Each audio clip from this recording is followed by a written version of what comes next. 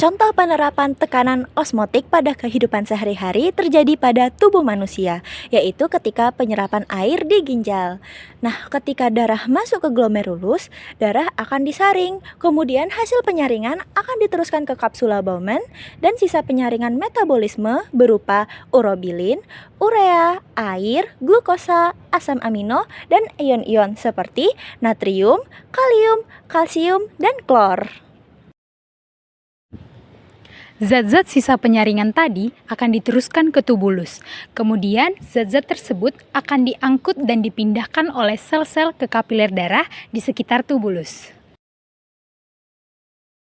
Karena ion natrium diangkut menuju kapiler darah, maka akan terjadi perbedaan tekanan osmotik antara tubulus dan kapiler darah, di mana konsentrasi di dalam tubulus akan lebih rendah daripada konsentrasi di dalam kapiler darah. Nah, perbedaan tekanan osmotik ini akan menyebabkan air yang ada di dalam tubulus keluar menuju kapiler darah yang konsentrasinya lebih pekat, mengikuti ion natrium. Oke, contoh kedua dari penerapan tekanan osmotik adalah blue energy. Blue energy atau energi biru adalah salah satu alternatif energi terbarukan yang dapat dikaji dengan prinsip-prinsip termodinamika. Blue energy memanfaatkan adanya peristiwa osmosis, yaitu di mana suatu pelarut air dengan zat pelarut garam berkonsentrasi rendah bergerak menuju pelarut dengan zat terlarut berkonsentrasi tinggi. Adapun salah satu contohnya yaitu pergerakan air laut dengan air tawar yang umumnya sering terjadi di muara. Air tawar berkonsentrasi garam yang rendah akan mengalir secara alami menuju air laut yang berkonsentrasi tinggi. Hal ini juga didasarkan kepada gradien salinitas yang sederhananya mengatur konsentrasi suatu zat atau material. Selanjutnya, teman-teman pasti bertanya nih, di mana sih letak dari blue energy dan dari mana unsur termodinamikanya?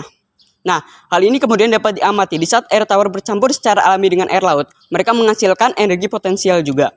Perlu dicatat juga, perbedaan potensial ini dapat terjadi karena adanya perbedaan suhu, tekanan, dan jumlah partikel yang kemudian sejalan dan dapat dideskripsikan dengan energi bebas Gibbs yang merupakan fungsi dari variabel tekanan, suhu, dan jumlah partikel. Energi Gibbs ini sendiri adalah energi yang mengontrol seberapa banyak energi yang dapat kita manfaatkan melalui suatu proses termodinamika. Nah, dalam pembangkit listrik yang memanfaatkan energi dari air laut dan air tawar ini, kita memanfaatkan energi dari keduanya melalui suatu proses pencampuran yang terkontrol. Nah, pencampuran yang tersendiri ini dapat dilakukan dengan cara memisahkan air tawar dengan air laut dengan suatu membran semi-permeable. Oke teman-teman, jadi membran semi-permeable ini itu pintar teman-teman karena mereka hanya melewatkan air saja dan mereka akan menyaring garam-garamnya. Nah, melalui proses osmosis dan juga berdasarkan prinsip gradien salinitas, air tawar akan secara alami menghampiri air laut. Nah, tapi sebelum mereka menghampiri air laut, mereka akan disaring terlebih dahulu oleh membran ini. Kemudian hasil saringannya akan meningkatkan baik dari segi tekanan maupun volume daripada air laut. Sehingga dari hasil penggabungannya ini, kemudian akan disalurkan melalui sebuah pipa yang akan menggerakkan turbin dan menghasilkan listrik nantinya.